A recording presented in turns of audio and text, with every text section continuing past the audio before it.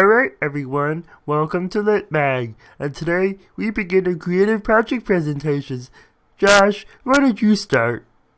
Hi everybody, I'm Josh. When I first started high school, motivation was, okay, listen. Why exactly do we lose motivation? The issue is that there's not a definite answer. Demotivation isn't a simple illness or ailment cured by a prescription. There's many factors or elements that contribute to the issue.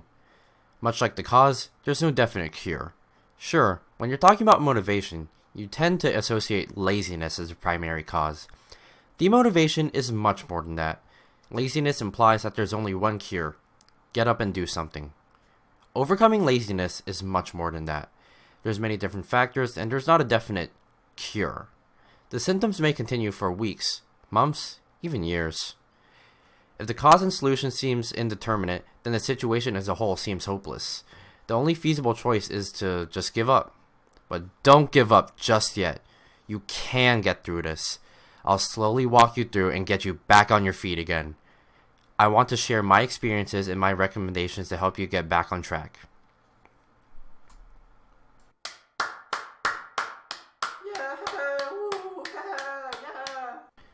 The first step on the road to recovery is to acknowledge the problem. We need to address the issue head-on rather than make excuses. Excuses encourages more laziness and strengthens demotivation.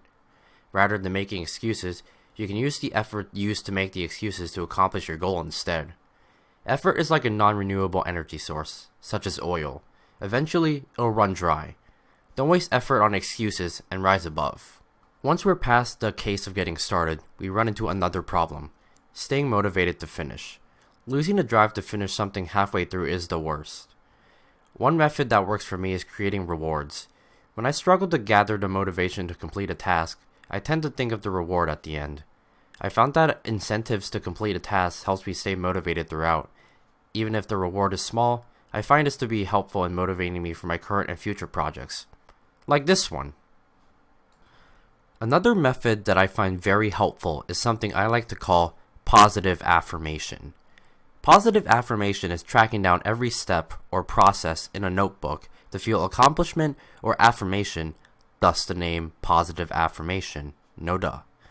Even though this seems like a mundane task, there is science behind as to why it works.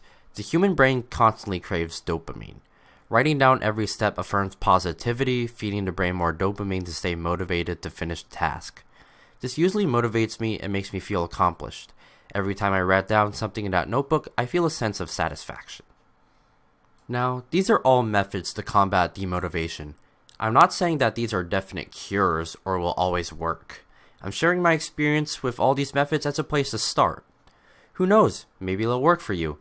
Everyone is different, and that's what makes us humans unique. That's why discussion also helps.